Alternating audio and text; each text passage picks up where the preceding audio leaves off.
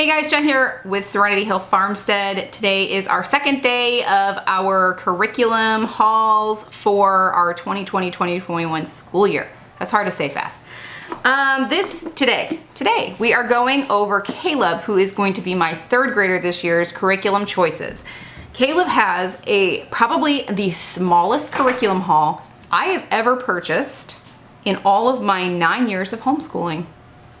It is strangely small. In fact, I keep thinking that I've forgotten something, but it's just from the other years of homeschooling and having a stock up of other stuff.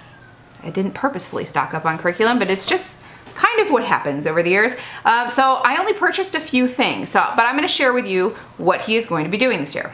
So this is one of two things that I purchased for Caleb for next year. This is the Good and the Beautiful Language Arts for level 1. He is finishing up level K. He will be finishing that over our summer semester, and then he'll start this level 1 for next year. Because Jackson just finished this past year, I have everything that Caleb is going to need going into it. So I have all of the flashcards. We've got the spelling rules that he is going to need for that. I've got the reader that comes with it. All I needed to do was buy this, and this was cheap.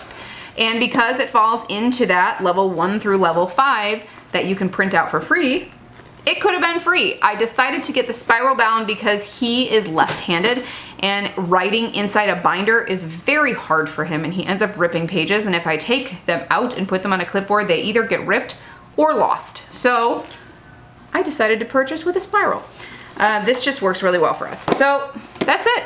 Language arts, super cheap, super simple. One of the things he really enjoyed last year that I'm just gonna incorporate this year, I have not gotten this yet because I purchased it as an add-on later after I already bought everything else. So I gotta pay shipping twice. But I got more of the beginner books. He did this level last year, so he'll be doing B and C this year. I also purchased this for all my kids to use in their varying levels of language arts. But these are letter tiles that I got off of Amazon. It comes with this little thing and gives you ideas to use it with.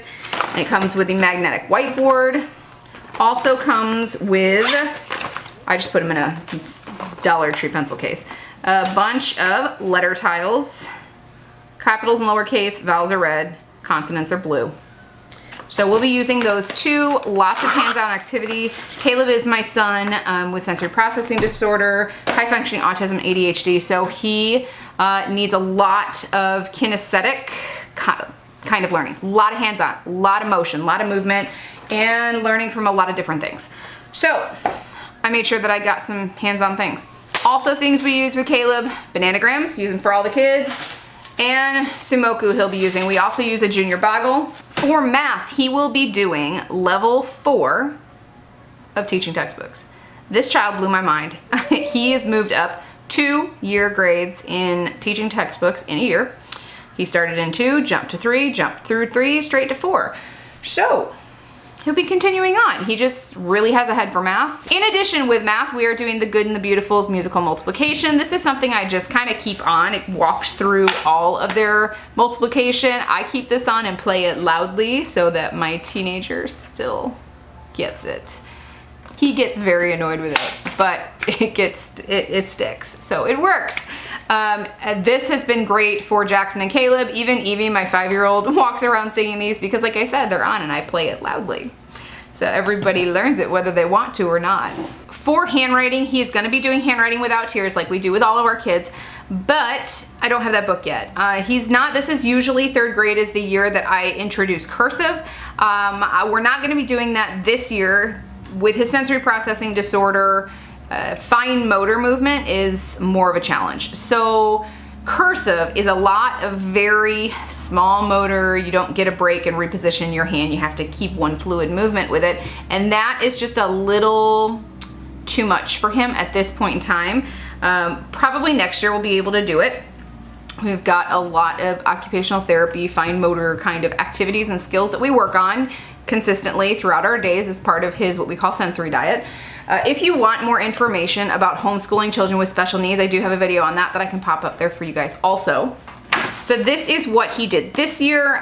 If he's going to be doing another printing book for next year, If he gets halfway through the year and he's like, I got this, his penmanship looks beautiful and I can tell he is ready to be able to do the cursive, then we'll just buy the next books. They're cheap and it's easy to switch up to. So for science and history, geography, memory work, all of that, for memory work, I'm doing the same thing we've been doing for a number of years now. These are cards that I printed off from a Farmhouse Fulls website. They were free at the time. I think there's a small fee for them now, but there's one for Bible, one for government, and we just work on these throughout the year. My plan for this year, because our character studies for this year are going to be different, which I'll go over in our group studies, at the top of the bulletin board here, I am going to put what we're memorizing on, and this is just going to be in our morning time kind of routine. We're going to pretty much do it over breakfast. And we'll just review what we're gonna do, and every week I'll change it, and if they memorize it, great. And if they don't totally memorize it, I'm not sweating it. It's okay. It's all about exposure for us and just keeping consistency. So they're at least familiar with it, and we just repeat it. So at some point in time, they'll memorize it. If not, it's still, some of these are really good conversation starters, especially the biblical one. So, and a lot of these they know anyway. They know their commandments. They know a lot of these verses just from regular study throughout their curriculum and through church. So it's just a little extra something to put up there. So for science and history, that is part of our group studies, and I will be going over that in the 5th video of this series and discussing all of that then. The one extra thing that he is doing is American Sign Language. We do that all together. Also, that one I give him a few extra games and things. I include him with the things that I'm doing with my 5-year-old, just because that works well for him. He still enjoys it, so I include him on that. And how I include him with that too is we play this little game and a number of other games. Really, you can do this with any games, and you just sign through the things that you do. So he gets finger spelling practice, doing Go Fish, asking for certain cards, whether he's got them, whether he's not. So he is learning, well, practicing. He's already learned the signs for finger spelling. That takes a long time. It's a lot of letters. So it's good repetitive practice and good small motor movement practice. And then he just has fun playing a game with mom and sister. So every year we do not focus so much getting through the entire book, but more so meeting the goals that we have for this year. So the goals that I have for Caleb this year is pretty much focused on reading. He has blown every math goal I had for him out of the water. This year I just wanted him to keep the momentum. I want him to really solidly master all of his multiplication. He'll be, I'm sure, into division by the end of the year. So we're just gonna work on that. I've got flashcards, we've got the musical multiplication that I mentioned, and I'm sure I'll find some other math games and things along the way. But I really want to focus on his reading. When you have severe ADHD, it's really hard to slow down your brain to focus on something that requires a lot of attention, like reading. It's a lot of memorization, memorizing all of those rules and how they apply and trying to remember which rule is to what. When your brain is going a mile a minute and you have multiple other distractions everywhere you go, it's really hard to be able to focus on that. So I want to give that a lot of attention this year. He made huge strides in his reading this past year. We're just going to keep the momentum going. I'm treating him like I treat my older child that has dyslexia, and we just keep the momentum. If you pull off of that when they're making good progress, then they lose so much of it and you have to backtrack. And if he does have dyslexia, then he loses so much more than what your typical child would lose just having a summer break if he's not getting that practice.